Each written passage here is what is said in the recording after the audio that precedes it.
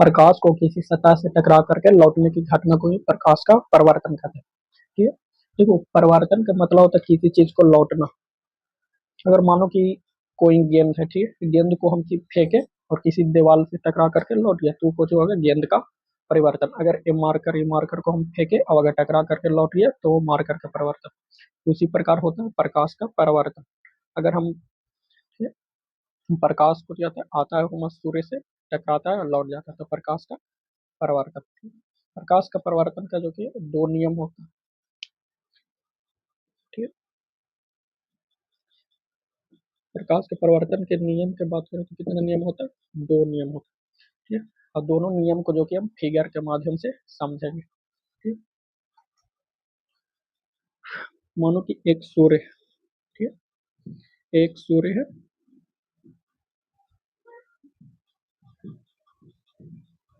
सूर्य इसको बोलते हैं प्रकाश स्रोत। प्रकाश स्रोत,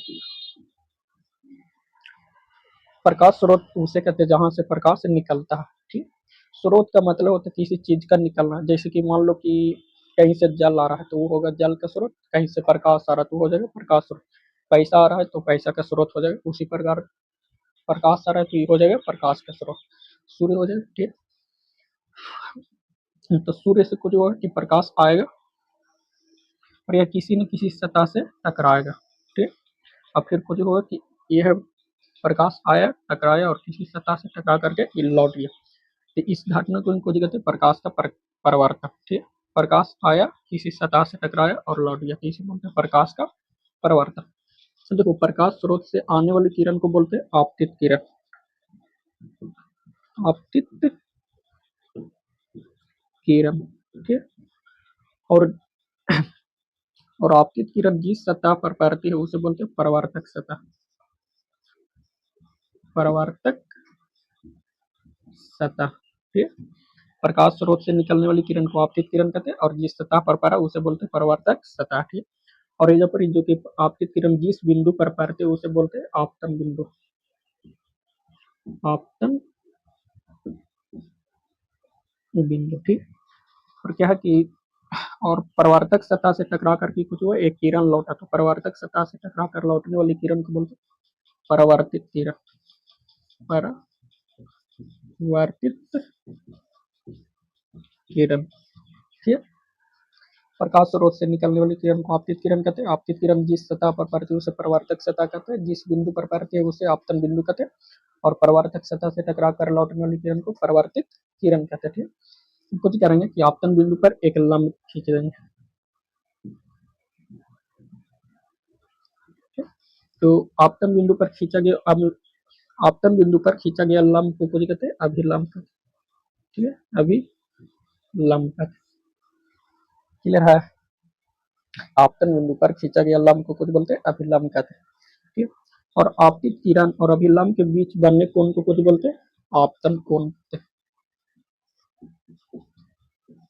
आपतन कोण, और आपतन कोण को सूचित करते हैं आई से। ठीक है, आपतित किरण और अभिलंब के बीच बनने कोण को बोलते हैं आपतन कोण। ठीक है, और उसी प्रकार अभिलंब और परावर्तित किरण के बीच बनने कोण को बोलते हैं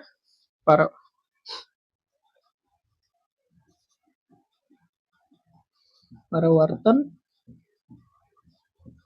कोण, जिसको सूचित करते हैं आर से। ठीक, एक बार देख लें, प्रकाश स्रोत से आने वाली किरण को आपतित किरण कहते हैं। आपतित किरण जिस सतह पर पड़ती है उसे बोलते हैं परावर्तक सतह, जिस बिंदु पर पड़ती है उसे बोलते हैं आपतन बिंदु, और परावर्तक सतह से टकरा कर लौटने वाली किरण को बोलते हैं परावर्तित किरण। ठीक, और आपतित किरण और अभिलंब के बीच बने कोण को बोलते हैं आपतन कोण, इसको सूचित करते हैं आई से। ठीक है, और अभिलंब और परावर्तित किरण के बीच बने कोण को बोलते हैं परावर्तन कोण, इसको सूचित करते हैं आई से। ठीक है, अब हम देखेंगे इस फिगर के माध्यम से प्रकाश के परावर्तन के दोनों नियम। ठीक, तो पहला याद रखना कुछ कि आपतित किरण, दूसरा परावर्तित किरण तथा आपतन बिंदु पर खींचा गया अभिलंब तीनों कुछ होता है एक ही तल में होता है। ठीक है, कुछ बोले कि आपतित किरण, परावर्तित किरण तथा आपतन बिंदु पर खींचा गया अभिलंब तीनों को जो होता है एक ही तल में होता है। ये हो गया पहला नियम। ठीक, पहला नियम कुछ होगा कि आपतित किरण, आपतित किरण परावर्तित किरण तथा आपतन बिंदु पर खींचा गया अभिलंब तीनों एक ही तल में होते हैं। ठीक है, आपतित किरण, परावर्तित किरण तथा आपतन बिंदु पर खींचा गया अभिलंब तीनों एक ही तल में होते हैं। ठीक है, ये प्रकाश के परावर्तन का पहला नियम क्लियर हो गया। और दूसरा होता है आपतन कोण परावर्तन कोण के बराबर होता है। ठीक है, दूसरा नियम को जो होता है कि आपतन कोण जो के परावर्तन कोण के बराबर, आपतन कोण